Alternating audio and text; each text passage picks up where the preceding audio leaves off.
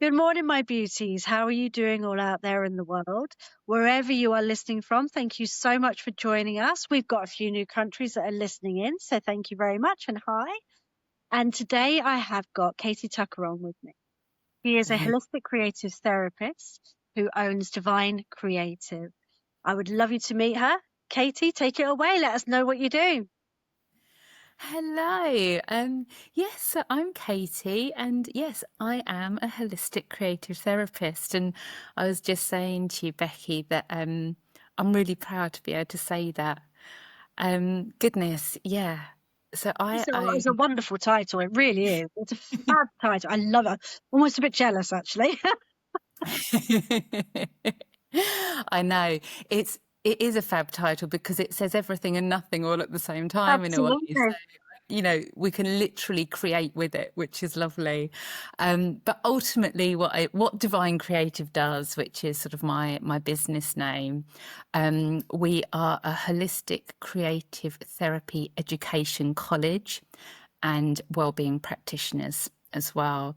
So I teach these beautiful skills. I'm the course facilitator for two amazing holistic creative therapy courses, and I practice the skills in the wellbeing arm. So I see clients and work with groups, work with charities, supporting people with really beautiful creative activities and skills. That's absolutely wonderful. So tell us about how you came about from going from what I'm sure was probably more of a 9 to 5 kind of lifestyle into creating. Well, see, we're back to creativity, creating your own business, your own freedom into Divine Creative. Yeah, absolutely. It right now really isn't 9 to 5. Definitely, it might be 5 to 9 sometimes, but it's definitely not 9 to 5. So yeah, I worked in the corporate world. So goodness, so I actually went long ago. I actually was a student at St Martin's College at UAL in London. So art had always been my thing at school. I got actually really good school grades, but most of them were creating. They were art. They were hands-on sort of practical subjects that I was really good at. So it was always sort of in me. But I spent this year on a foundation course at St Martin's, and I don't know. It's probably just being young and not really having a clue what the world looks like. Yes, the internet was coming about, but we didn't have this vastness and this No, availability in the world that we have this day to not see at all. of all the things that you might be able to do. You just kind of knew what your parents did or knew what your uncle did, Yeah, and pretty much. Yeah. it was that sort of thing. Yeah. And both my parents were office workers. My dad had his own business. My mum worked in an estate agent, but they were very much office based. So I'd done this foundation year at art school. And I'd actually done it in ceramics and three-dimensional design, really enjoyed it, but couldn't see a career in it, I Yeah. suppose. And actually, the only career I could see was kind of being a potter, sitting in a sort of art studio on my own, and it just didn't feel quite right for me. I'm very much a people person, so I thought, you're young and you're able to make sort of any decision you like almost Yeah. at that stage. I was still living at home. And I thought, you know what, I'm going to just go to work, just get a job for a year. And that will sort me out, see what happens. And of course, I ended up in office work. That 1 year turns into, ridiculous amount of time, 25 doesn't it? years. Yeah, 25 years, something like that. So, Sleeping done though, isn't it? yeah, it really is. So, yeah, so 25 years in the corporate world. And do you know, it was it was fine, and it really worked at that time. I was working in London, I was earning good money. My fiance and I at the time bought our first house. We got married, we had children. Though I was able to flex my hours and then work part time around the children. So all these boxes were ticked, and the money was still quite good. So I was actually sort of okay. But it was as the children were becoming slightly more independent and they were going to school and I was still working part-time, that so I was working Monday to Wednesday, so I had 2 days a week. And I started to actually think about myself at that point and kind of think, do you know what? I don't really want to do what I'm doing. Like, why am I doing this? And I really began to realize, and this was over the course of probably 2 or 3 years, but I really began to realize that I was very much the proverbial square peg in a round hole. I could do the job. I'd done the job for ages. I knew what was needed. There was no way I was actually fulfilled by this work. Yeah. And it was pressurized and it was stressful. And I just thought, I just didn't want to be there. And gosh, it was sort of Sunday afternoon, evenings that the anxiety started creeping up, that the tears started flowing.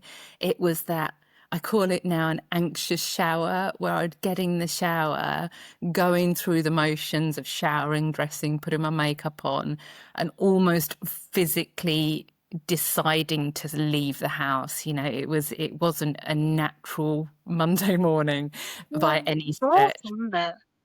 It's crazy Oh, when I think back about how uncomfortable I was just getting myself into the office, never mind being there no, with the don't mind mums. the actual hours of being there. Yeah, Wow. yeah. And it was like wearing a cloak and mask for all that Yeah. time. And they now I know that it was all about lack of fulfillment. Ultimately, my heart wasn't singing.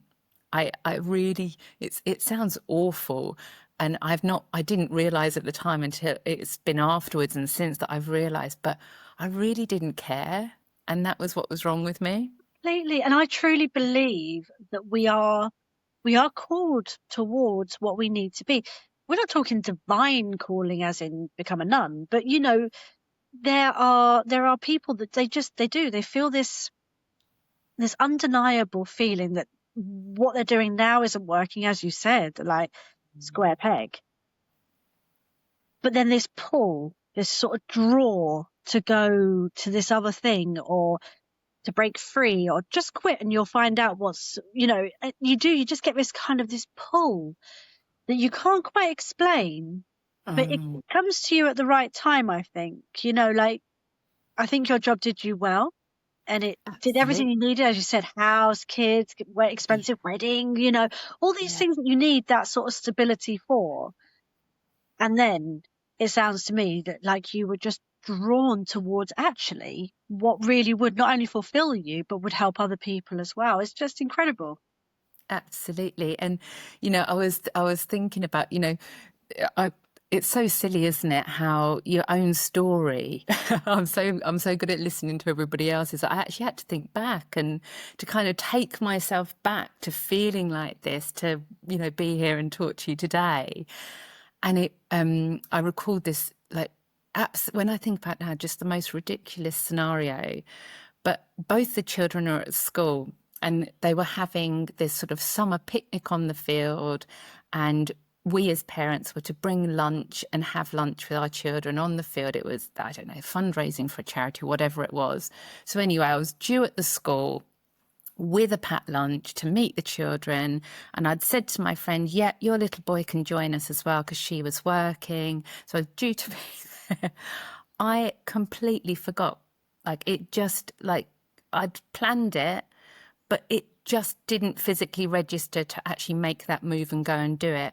I turned up, so for an hour's lunch, I turned up 30 minutes late. It was raining as well. It was raining as well. And I've got these two young children, and it's wet place, so we're all squished into classrooms and the hall for lunch and that sort of thing. And because I'm late, we were shoved into this tiny little kind of, the small sort of office classrooms that they do the Well, they do the special needs work and that sort of thing in. So we were shoved in there, and the kids just looked at me, and I'd literally got a Tesco's bag from the cupboard and just done that, like shoved the food in the Tesco's bag. I turned up, and they looked at me, and one of my children was just holding this tin of tuna, and I just shoved Oh, no tin opener, nothing to eat the tuna with. oh So my God. this was the state of my mind. This was how anxious I was, and I'm an organized person. I don't let people down. I'm on time. So this wasn't me. And I just sat there, these two children and their friend just staring at me like I had three heads. And I just had to control my tears. It was like, that was one of the really defining moments of I can understand you are, why. you're not well. Because when we look at you now, I'm sure even people watching you that have never seen you before. I mean, I've only met you once online before this, but I said to you then, you are very chill, right? You've got this very calming vibe. You just very sort of together and very relaxed and just very with it, and you feel like being in your presence is actually quite calming as an effect on me, which I'm sure your people say to you as well. That trying to imagine you in that moment with this tin of tuna and these kids, like, it's absolutely like a hilarious story, but obviously it was not hilarious at the time in the slightest, as these things never are. But Yeah. wow, like, and again, you can see the difference in you. Like, I can't Yeah. imagine you doing that now, and I don't even really know you. No, and that was Wonderful. exactly it. In that moment, I realized I didn't Yeah, know myself, yeah, and yeah. actually, it was really scary. It was really scary to get that bad, and like I say, this is sort of this anxiety and this discomfort, which I do blame on the job, this lack of fulfillment, the pressure I was under. It was a growing thing. It grew over a number of years. So these are sort of stories from the latter end of that for sure. But it was all triggering me into change, basically, Very making me much. realize I needed to change. And it was this one week. I'd been again in tears on the way in on the Monday morning, absolute relief on the train home on the Wednesday afternoon, evening. And good old social media. I was sort of just sitting really sort of mind numb in a way, just scrolling through social media. But this career change coach popped up on the feed. And I sort of clicked on and had a look through, and she just seemed to understand where I was at. Lack of fulfillment, just not feeling comfortable in who you are at the moment. It was all the right words, the words I needed to read. And I just reached out and arranged a virtual coffee with this career change coach. And we had a really lovely conversation. She was really able to validate, I suppose, how I was feeling and listen to me to hear how I was feeling.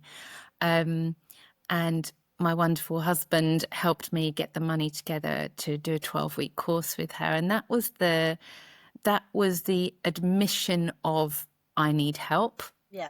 actually saying that out loud and stepping into making a change. And in those 12 weeks, we realised actually I'd already started doing some voluntary work for the NHS.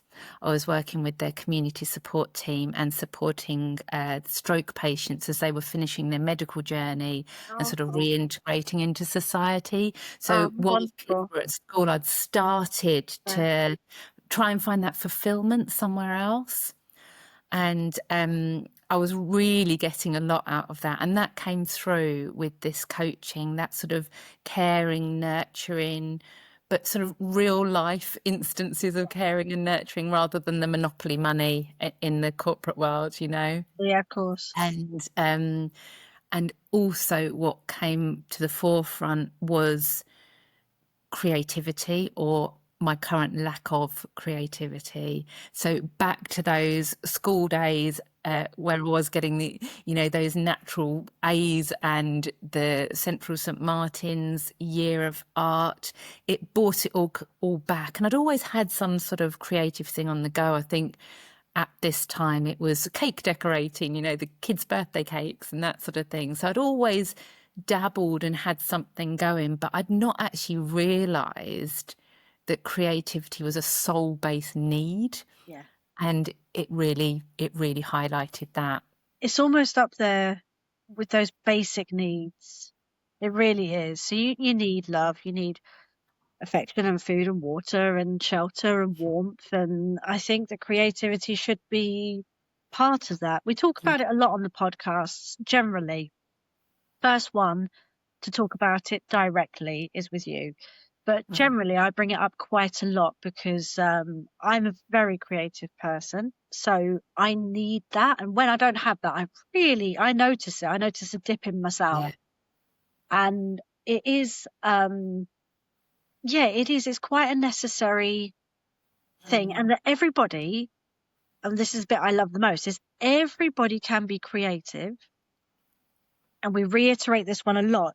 You don't have to be a singer, a dancer, a painter. You can find creativity in the small things. But I do believe that everybody needs to add that to their basic necessity needs for sure. Absolutely. Creativity is innate. It's a part of all of us. It's absolutely there, whether you think it is or not, it is. And like, just as you're saying, your creativity could be completely different from the next person's. There may be a beautiful portrait artist out there who really is creative in that sort of more traditional artistic way. Yeah. But actually, do you know what? You just making the bed in the morning and putting the pillows in the right place could be your level of creativity. Yeah. And do you know what? It's just as important and just as beautiful. And yet you do not need to be good, good at art or good at music or good at dancing to get fulfillment and that feed, that need and feed of your creative self from it as well. So so I look at creativity and I kind of go along the lines of it's a basic need. It speaks to our inner children. Yeah. So we need that. Everybody needs to speak to their inner child. We need to tap into that quite often. It's a really easy way to tap into it as well. Then you've kind of got everybody needs that, what's the word, kind of like that flow, that outlet. Yeah. Um, but I also truly believe that for very specific requirements, so people with anxiety, people with depression, that creativity can lead as an outlet, it can actually be very, very beneficial. Yeah, You deal with that absolutely. sort of thing a lot. Yeah, I think the beauty of creativity, and certainly in therapeutic work, is that it can replace the need for words. And there are a lot of us out there who have seen counsellors and therapists and spoken and spoken and spoken about what our thing is. And actually, you can run out of words, or you can lose expression, or you can almost just get bored of hearing the same thing again and again and not know how else to go about telling your story, expressing your concern. And actually, being creative can open up that doorway and bring a way of that, of expression to you that you might not have found before. And I certainly experienced that through my training and looking at the students I work with, looking at the clients I see. So often they'll just come to me and say, I didn't realize that was part of this, but it's all come out in this picture, or in this painting, or of this movement. One of my colleagues, not a dancer at all, but has always been a musician, got so much from elemental movement, just shifting energy Yeah. physically through herself. And it really, really helped her express an awful lot of grief that she was holding on to Oh, at one stage. And you could almost see it in facilitating the session. You could almost see her body sort of almost explode it out through movement to yeah. then relax back and enjoy that release as well. So it can be really powerful stuff. I agree. movement in particular is very powerful. I mean, holistically speaking, we all recommend movement for everything from, Yeah, use exercise to clear your mind, to help your mental health, to obviously help your body, help your heart. But sometimes it's just the movement, isn't it? And the thought of actually, I can imagine, I mean, I haven't danced since I was in college. I can't imagine that I still have those kind of moves, but I can imagine just moving to release tension, moving, yeah, to release grief and anger and resentment and all these very dark feelings. Your body doesn't want to hold on to them. It just doesn't know how to get rid of it. that's it. And I think I very purposefully try not to use the word dance, because again, it's like that whole, It's you just got to like do dance, isn't it? Yeah, something. like Yeah. it's a no skill And there's dance. rules to follow, and you step like this or you Yeah, step like, but yeah. actually to just move, we can all do that. And honestly, one of my saviors when I was still working in London, because I had an overlap of period where I was trained but not quite ready to step away from the corporate world. One of the spaces I found the most freedom was getting home, putting the music on and dancing while I was cooking dinner, literally dancing around the kitchen. Nobody was watching, or if they were, it was only the kids. They didn't care and they probably joined in anyway. And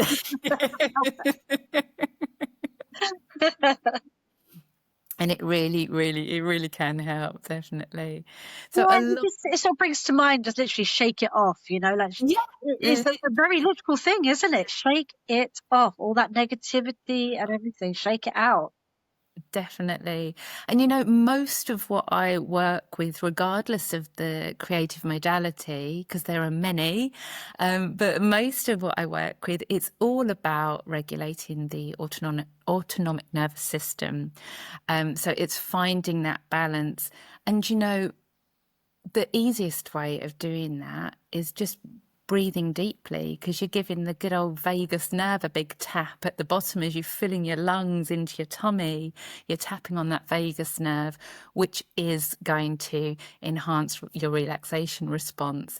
And what, if nothing else, doing a bit of movement is going to help you breathe deeper and give Yeah, that vagus definitely. nerve a tap.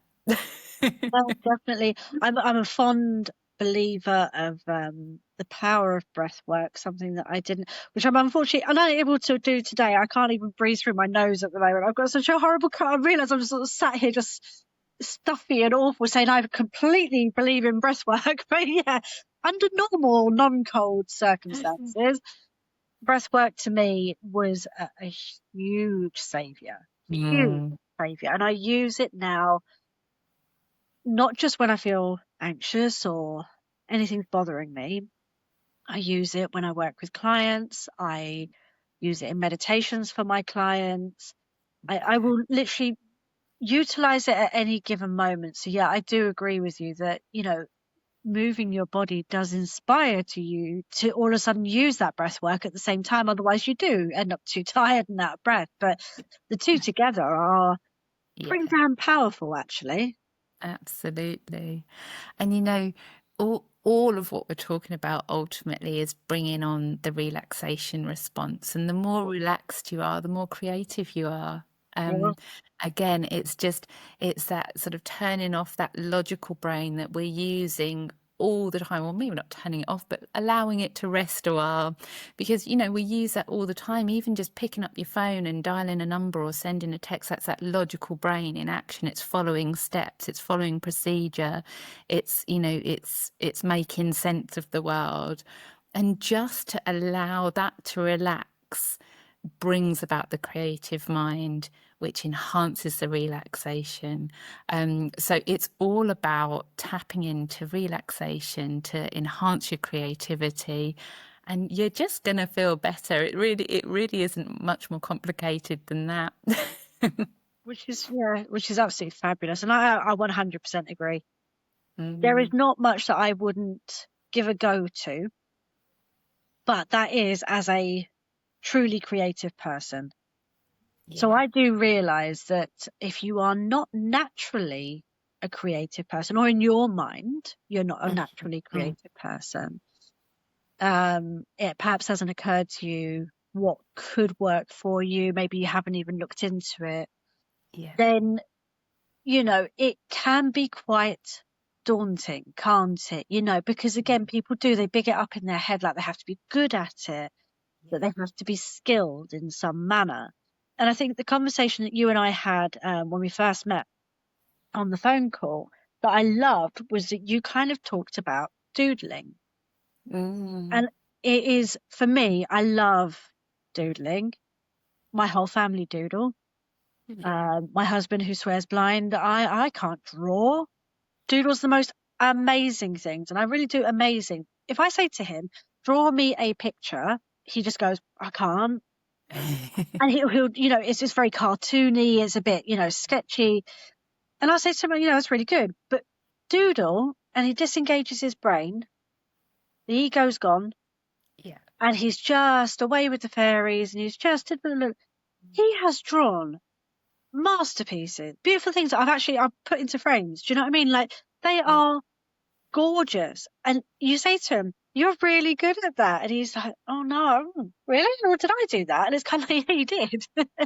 Yeah. And I think that it does release a lot when you just disengage, as you said, that logical mind, the ego that's telling you, you know, like, oh, you can't, and so on and so forth.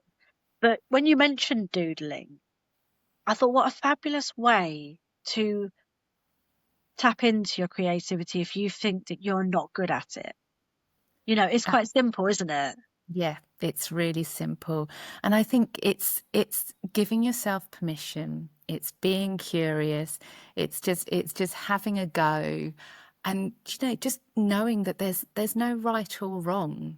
You know, art isn't right, art isn't wrong, art is art, and it's always art's always one of those big debates, isn't it? You know, you might go up to the Tate Gallery to this amazing modern art exhibition, and somebody's just thrown some paint at a canvas, and it's on the wall in the Tate, and it's worth millions of pounds. But actually, there's a bit of you that could be really cynical about that. But actually, do you know what? That throwing the paint for that artist has a story, has a meaning, has an expression. And actually to doodle is you're throwing the paint at the canvas. You know, it really is. You don't know what's going to come out. It doesn't matter what's going to come out. It's just about allowing yourself that freedom to give it a go. Yeah, yeah, absolutely. I read somewhere that for people that are sort of I suppose with depression and probably what you're saying, where people don't want to talk anymore, they can't verbalize what they need to say. Yeah.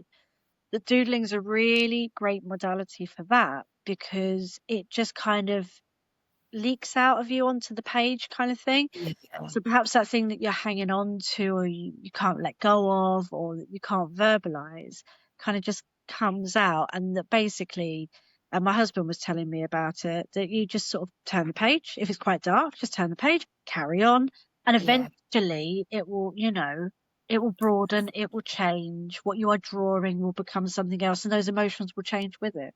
Yeah, exactly that.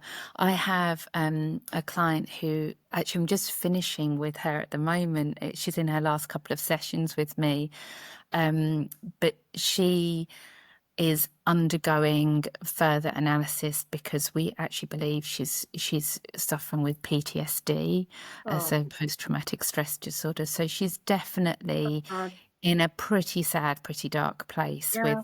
with her story.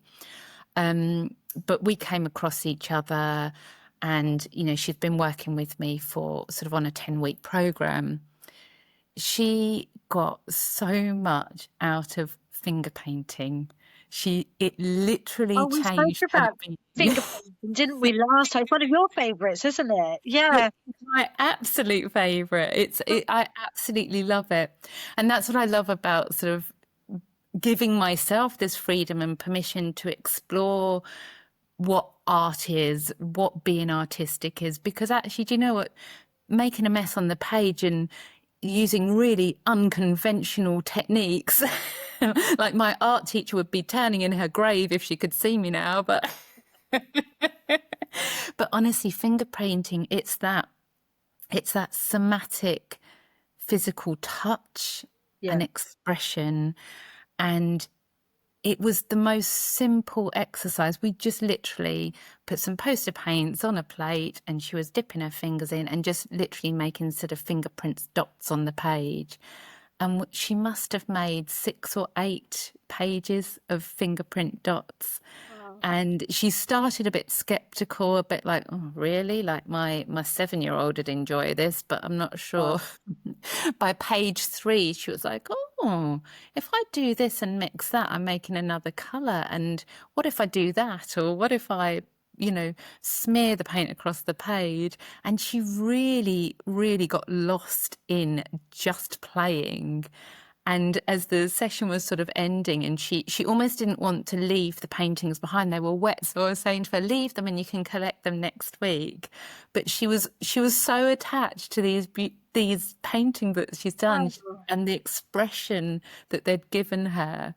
And she said, she came back the next week and she said, I've just been glowing from the finger painting, from every moment I've sort of had the opportunity to roll back into that sort of sad place and realize what's going on in my life. The finger paintings popped up and it's just made me smile. And, how you know, fabulous. that was, yeah, just through such a simple exercise. Yes, That, such a simple exercise. As she sort of thought, something you associate with kids at school and so on. But yeah, yeah, I mean, well, literally, she's probably soothed her inner child massively there, getting her hands dirty and everything else. But I mean, it sounds like fun. yeah, And when you're absolutely. feeling like that, fun's hard to come by as well, So Yeah, that's, oh, how wonderful. yeah, it Oh, I really is. do want to come round and do finger painting now. I really want to come round now. Definitely come and visit me in the studio. This is the tidy end of the studio. That's the arty messy end. But I sort of didn't even finish telling you how I sort of got into all of this, Becky, because I was so So I we did that finished. thing where we just sort of went off on a tangent. That's what it Yeah, is. but I love that. But I was just finishing with the career coach, and yeah, I had this care and want to look after people in their real lives, not the monopoly money side of people, and this artist, this creative side of me that needed joining. And I actually did a small project. We, on top of everything anxiety ridden, we'd also been living on a building site for the last year because we had our whole house completely renovated. So that was probably adding to the emotions. But what happened, we'd got to know the builder quite well, and I'd offered, as part of this, just make a change, just do something different. I'd offered to go and look at his operational, what's the word I'm looking for? The operational process in his business, because he was Oh, growing okay, at yeah, quite a rate yeah, of knots. And that's something I was doing sort of in the corporate world as well. So I said, oh, I'll go and do that. And just drawing these sort of flow diagrams was more creative than I'd been for a long time. So, but even a flow diagram at that stage felt creative to me, but it right. wasn't enough. And that's when I found, again, social media is magic, but that is when I found the course that I then took to become a creative therapist. So it's called Holistic Integrated Creative Art Therapy. And it's owned and authored by a college in Australia called Mind Body Education.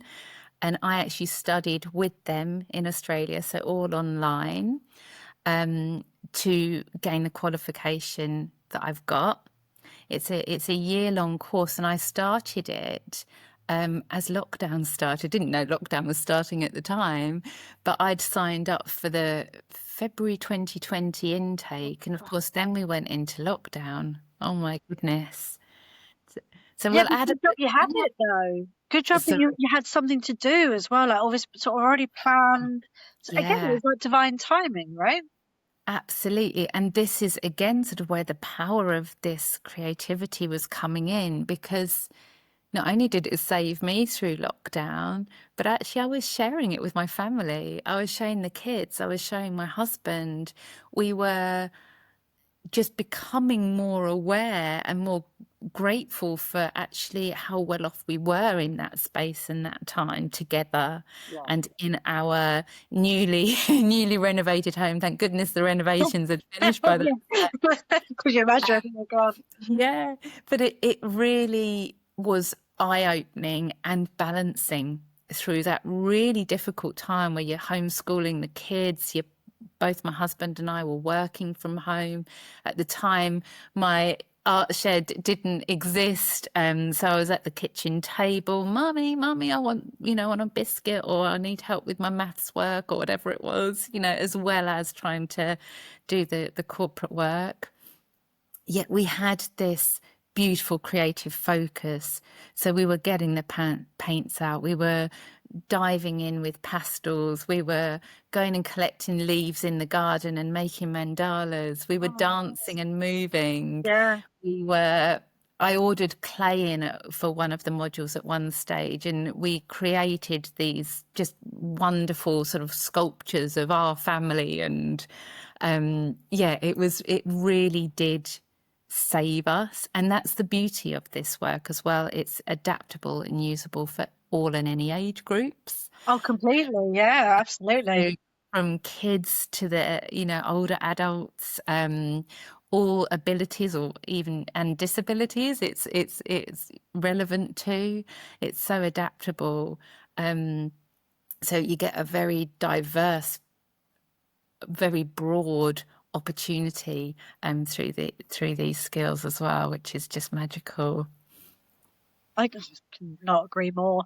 I think kids teach us a lot as well. They're fearless. Even if they are kind of a bit afraid of things, they're not scared if someone sort of pulls out the card or the glitter or anything. They just chuck themselves at it. They dive right in. They're dying for that moment to happen at school because they prefer that over anything else. They just want to be creative all the time, don't they? They want to Yeah, learn the fun stuff and they want to stretch themselves and they want to run further and they want to do this and that and the other.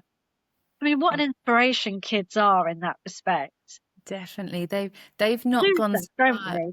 Yeah, they've not gone so far into that logical Oh, doing responsible side of themselves yet. They're still very much in touch with that innate creativity. wow. And it is beautiful, and it is what we as adults need to embrace more of. Find that joy, put that sparkle back in life. Yeah, do you know what? I've got a few friends that, again, they're holistic based therapists of sorts. We've got one that's a hypnotherapist and so on, and they really seek out that inner child joy of being creative. So you'll find them at wreath making workshops, and they'll work with flowers, and they'll do this, and the joy on their faces is huge. We went as a family and we did pottery painting. This is my little pottery. I could not be proud. I had so much fun doing this. Yeah. I loved it. I never realized that I actually would enjoy this. Never thought about it. I did it for the kids. We went in. I think I was the last one at the table, and I was probably the one that enjoyed it the most. I loved it. Absolutely loved it. It was 90 minutes I could go do every Sunday happily. Yeah, absolutely. And that's one of the biggest changes I've personally made in my life, is to make sure I'm creative in some way, some form, you know, uh, every week, Yeah. actually purposefully create something or do something creative. Oh, And, the ideal is daily. And, my work allows for that a lot now. yeah. And that it can be creative, from writing a newsletter, and putting a social media post together, through to literally getting my hands into that paint and smearing it around the page, Yeah, absolutely. So I bet you really love that bit. that's the best bit. Absolutely. So, okay, we know that finger painting is one of your favorites. What would be Yeah. your other favorite, yeah, form of creativity? I love working with clay as well. Nice. There's something really magical about just holding a piece of clay and realizing, if you think about the clay's journey, it's from the deepest, darkest depths of the earth, and it evolves and it moves and it's transported and it gets knocked and bruised and bashed. And it has this life energy, earth life energy, and just holding clay somehow makes you breathe deeper, somehow brings that relaxation. And it was really magical. I worked with a group of adults with ADHD, autism, Asperger's, so all people who find it naturally quite difficult to sort of be still, be calm, relax, meditate. And I thought, right, I know what I'm going to do. I'm going to bring clay. They all looked at me like I had three heads to begin with. I said, just hold it. So they had this clay and they were playing with that. So just feel into it. And I want you to just consider, you know, what textures it. We went through the senses, the five senses of touching it, listening to it, I'm smelling relaxed it. already, honestly. Just listening to you talk about it. You know, we even considered what it tastes like. I mean, I know that's a bit extreme. I didn't ask anybody to eat it, but we've all splashed in the mud or wiped our face with Yeah, mud. yeah, We know what it tastes like. So we even went there, and you could see shoulders drop yeah, within 5-10 minutes just working with the medium.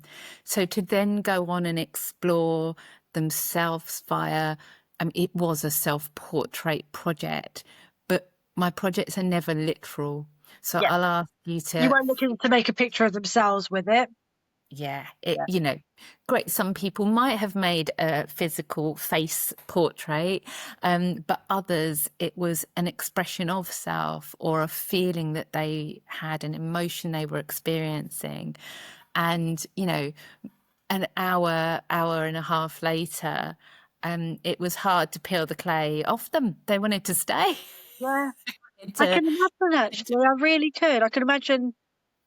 Well, a lot of creative outlets must be quite meditative without, is that the right way to say that? Meditative? Yeah, I think it is. To say that, like to go into that zone where you say, like I say quite often, I can't meditate Mhm. because my mind is too busy and I can't get it to do the quiet thing. I can't just observe. But give me a guided meditation, I can focus. But the most amazing meditation for me is yoga because I'm focusing so hard on my breathing and the muscles that are stretching and moving that I realized that for that hour, I didn't think about anything other than my breath. Yeah, So for absolutely. me, that's my best meditation. I can imagine that being with that clay, you might not be able to sit still and meditate, but all of a sudden just focusing on that. Yeah. You are meditating. Yeah, and that's another of the biggest learnings I've had, and one of the as a course facilitator, one of the biggest shares that I bring to the students is everyone is able to meditate. You've just got to find your way. Yeah. And meditation isn't sitting cross-legged on a cushion and, for hours on end still in silence.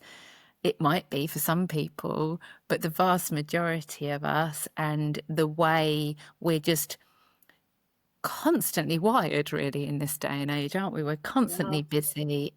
Everybody is living with a level of stress, whether they feel it, call it that or not. That's ultimately what it is. And we all need a quiet space to relax in. So think of it as relaxing if you can't meditate. Yeah. Art, creativity is so often a way that people can find that space for themselves. Definitely. I look at meditation as a quieter mind. It's not a quiet mind necessarily, but Okay. quieter, Yeah. less thoughts, less direct stress. So it's just taking away that bombardment that you receive in your life, however that looks for you. And I could imagine just sat with something like that and painting and finger painting and all of those things we're talking about. Yeah. The mind is too busy focusing on that to be thinking about the other things. It's that's just such a wonderful feeling. Yeah, it really is. And it is so accessible. Yeah. And I think, it's people do have this fear of art and all these sort of old beliefs of not being good at art at school, or being told you can't draw, or being told, oh, you're the sporty one, or you're good at writing, rather than being artistic. But it's like we said before, it's in all of us. We all have that ability and that sense that we can tap into. Completely. And I've spoken a lot. There was one episode I did that was quite heavy on the creativity. I just read a book. It's called Big Magic by the woman that did Elizabeth. Eat, Pray, Love. Yeah, Elizabeth Gilbert. That's it. Yeah. Brilliant book. Literally about grabbing that creativity when it knocks at your door, because if not, the muse gets bored and it'll just disappear. Grab that moment, every moment that it presents itself to you. Don't let it run away. Absolutely wonderful book. Very inspiring. You feel really fired up when you finish. Like you want to go do something. Um, and I did a bit in an episode saying that, creativity, it doesn't have to be difficult. So my father-in-law is incredibly creative in his garden. His garden is so beautiful. He really not just knows his stuff, and he's not just naturally good at it, but he is very creative with it, with what he does, where he puts it, what he chooses, and all this combination and so on. Very creative in the garden. My husband's a creative chef. The fact that he can create things out of nothing and make delicious stuff that makes people happy out of next to nothing is amazing. It doesn't it doesn't always have to look as complicated as people No. think. And I, And I it think it's can be an everyday thing, can't it? Like you said, what do you say about the making a bed? Making a bed so beautiful and neat. Yeah, it in just the right place. well, But it's about exploring. It's about allowing the freedom around creativity. There are too many rules. I'm not the biggest fan of colouring books. I'm not the biggest fan of, crosswork patterns as such, because yes, they can be mindful and they can help you calm and still, and I'm not knocking that for a minute, but they're not allowing that natural livelihood. freedom. Yeah, It's a different sort of creativity. There's nothing wrong with them, and I do all those things myself as well. Um, but the expression of self isn't in those, it's lost. like it is Yeah, when you just go for it.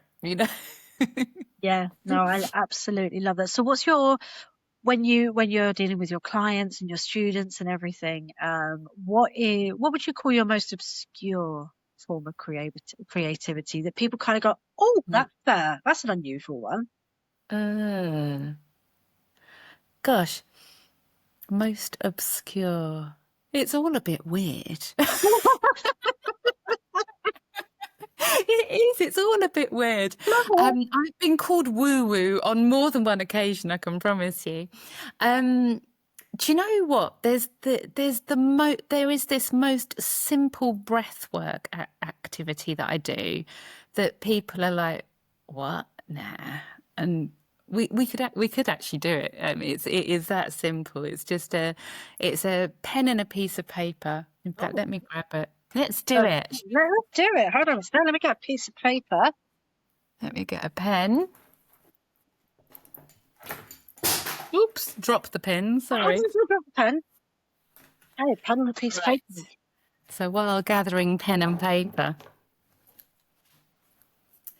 so it's maybe not obscure, but certainly simple, and so simple that it's hard to believe until you try it. Really, all we're going to do is draw lines back and forth across the page. Can you see that? Yep. So, and we're going to breathe in as we draw one way. Just pause at the end as we come around the corner before breathing out, drawing the other way. Pause in, breathing in. And don't worry if these lines are not perfect. And breathe out. Just 5 breaths. Just see if you can continue that. But the idea is to allow your breath to guide the pen rather than your pen to guide the breath. So see if you can just follow the breath with the pen. So just breathing in and breathing out. Oh, well, that's super relaxing. Breathing in. Yeah. Wow. And breathing out. And that's probably just about 5 breaths. And you can, Yours was much neater than mine. Mine's a little bit spaced out. do you know, Brilliant. again, it doesn't matter what those lines look like. You could go Oh, back and across the same line. It doesn't matter. But just 5 breaths and you can feel a shift, can't you? A leveling, a yeah. grounding. Again, it sort of switches the brain off. You know, there was a point, probably about halfway down those lines, I kind of went, we're actually recording here and I'm not paying the slightest bit of attention to this brain. So it didn't switch my brain off. Mm. It really did. Like just for a Honestly, short while, it turned it off. do 5 breaths, come back to your natural breath, do 5 more, maybe do 15 breaths in that way. And it just works to Yeah. level you. And it's probably one of the first exercises I do with a client, because it's empowering. You can take that with you. You can hold on to that skill, that exercise, and use it again and again and again. And most people have got a pen and a piece of paper within reach wherever they are. Yeah. And actually, do you know what? If you haven't got a pen and a paper and you're standing in a queue, open and close your hands, breathe in, breathe out, breathe in, breathe out, and just allow that breath to lengthen and slow down with each time.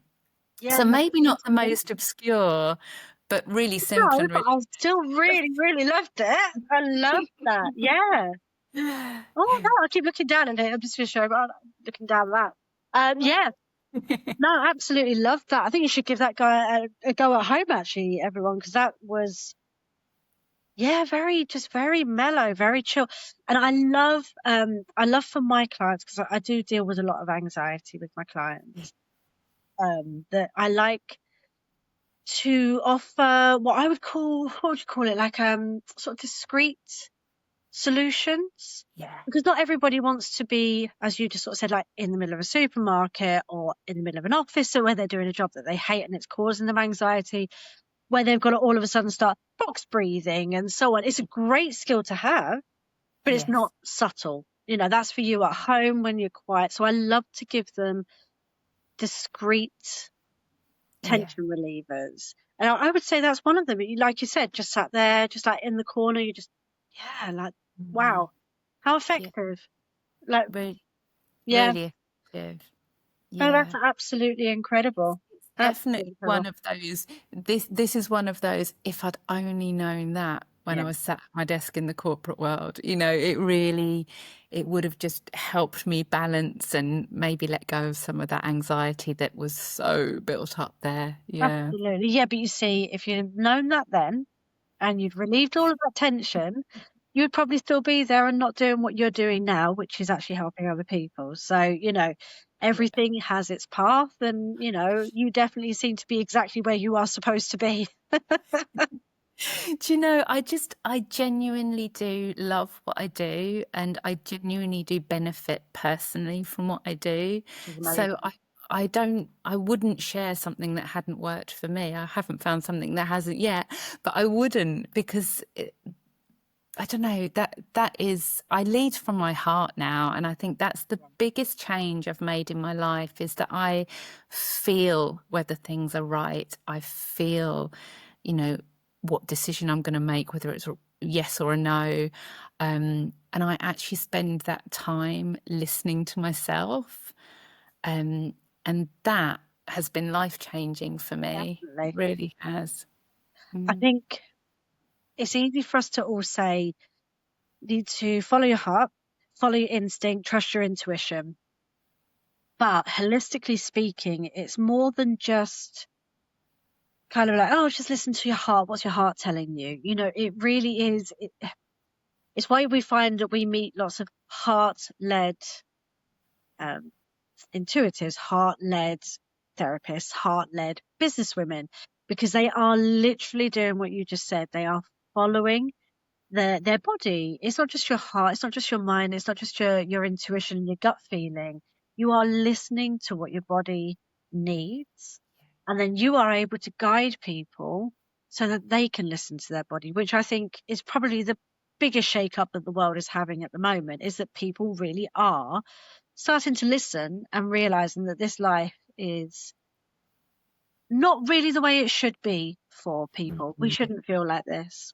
Yeah, like I Not said right. earlier, the majority, in fact, I would hasten to say all people are living with a level of stress. Yeah. And it's so normalized. It's so normal to be running around and busy and chasing the kids here and dropping them off there and being Something late to be for proud of as well. That's what they tried to pin on us, is that we should be proud when we do this much stuff. We should be proud of ourselves. No, no, it's too much. Nobody was ever built. we Our weren't bodies built weren't for it. built for this. Our minds weren't built for this. It's too No, much for us. It is. And creativity is, for me, just the hugest thing to ground me back to earth. I, as I said earlier, feel the humongous benefits of when I do it, but I yeah, also feel the loss. You know, I can really okay, like just run for X, Y, and Z, and I burn out, I burn out, I burn out. And then you look and you kind of go, well, what have you done as a yeah, creative outlet? And then I'll go sing with my band member.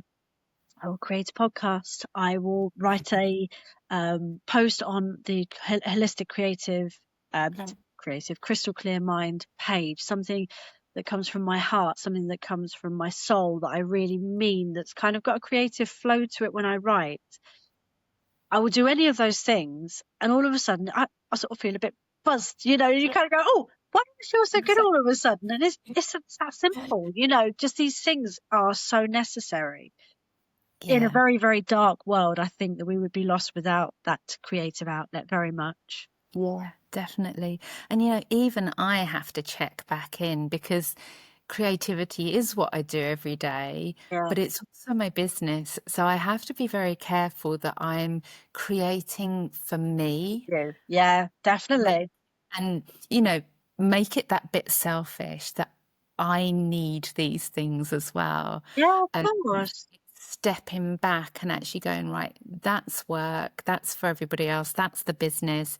Now I'm going to step over here and I'm going to smudge that paint across the page, or I'm going to make something in clay, or I'm going to do a breathwork exercise, and that's for me. Yeah. And actually really being aware and conscious of that space and time. Because if you don't look after yourself, how You can you can't look after possibly others. look after anyone else? No, absolutely. And I had a wonderful woman on a couple of years ago, and she said, it's not about filling your cup, it's about overflowing your cup so that you have so much excess, Extra. good, Yeah. and it won't bother anything that you need either. And I thought that just really sat with me, you know, when you kind of go, oh, yeah, you know, they say don't fit, you know, don't give out on an empty cup. And you kind of go, oh, yeah, that makes sense. But yeah, overfill your cup so you give away the Mhm. excess and doesn't affect you. It's just Absolutely. beautiful. And you are right. Just because you are a creative businesswoman and a creative leader, and you are always going through creative motions with your people, it's not for you, Mm. even if you are touching it and feeling it and being a part of it and Yeah. teaching it. Using that cup Yeah, analogy, that's depleting. That's yeah, actually me giving and me exactly. supporting and me benefiting others. Yeah, And exactly. don't get me wrong, I love what I do, and there is a little top up for me in that for Yeah, sure, without a shadow of a doubt. But it's actually consciously stepping aside and doing that for me as yeah. well. And I'm still learning how to do that. Do not get me wrong. I've not mastered that. It's all a process, isn't it? It's why I put on the podcast. It's an ever learning journey. Oh, It's ever evolving, ever learning. It never stops. We never get to the end of this. no, Never get to never. the end and stop and go, oh, I'm done now. No, you are learning all the way through. And I think it's good that we should learn because we're changing too. You know, Yeah, every absolutely. year of our life, every moment, every big thing that happens to us, all these things change us. So we change, we adapt. So Absolutely. we need to change what's going on around us and what heals us and what feels good. And, someone was asking me the other day after a healing session, like, how do you heal yourself after you've healed me? And I said, Mm, well, that's a really good point because healers have to be healed themselves. They need healing too, even if they're just giving it to themselves. And it is about filling your cup back up. it is. Definitely. A phrase I use all the time, and if you've seen me on social media, you'll have seen it, but it's learn, grow, heal, and it's always learning, always growing, always healing. Yeah. And that's self and others, in this line of work. And that really resonates. Oh, that's beautiful. That is Oh, absolutely beautiful. Well, Katie, I cannot thank you enough for coming on today. It's been wonderful and definitely a show I love. I resonate so much with this side of things that I just say, I hope that for any other creative people out there, it's been an inspiration. And a little jolt as well, because it makes us want to get up and do stuff, And for those that feel that they're not creative, I just really hope that it inspires you to realize that you don't have to feel hugely skilled to make this happen. That you can just pick up a pen or doodle or start singing along to the radio. One of the ones I learnt recently was humming. I yeah. sing all the time. It is who I am. So it comes very naturally to me. But humming, the vibration of you humming, especially at certain frequencies that you probably don't even know that you're tapping into, you just happen to be humming notes, is incredibly beneficial for you. Absolutely loved that when I realized that. Just hum. Dance in the kitchen, as you said. Dancing Get the pitch. finger paints out. Lick your kids' bits and bobs from the arts and crafts cupboard. Really. Get Those stuck bits in. that you don't use anymore, get them out and use them yourself. Exactly. Exactly. We got pavement chalks recently. I think again I'm probably the big kid here that's having more fun with the pavement chalks than anybody else. I think they're brilliant. Absolutely Yeah, brilliant. Wash them off, start again. Absolutely exactly. fabulous. But I Exactly. hope that we've inspired you guys today. And if you would like to reach out to Katie or work with Katie or learn from Katie, I will pop all of her information in the bio of the episode so you know where to find her. And you'll also see it all advertised over Facebook anyway. So, reach out. I'm sure she would absolutely love to talk to you guys. Absolutely. I'd love to hear from you. Thank you so much, Becky. Thanks so much for coming on. It's been an absolute pleasure, as always. And I'm sure we will chat again soon. Thank you. Thanks a lot. And until next time, guys, take care.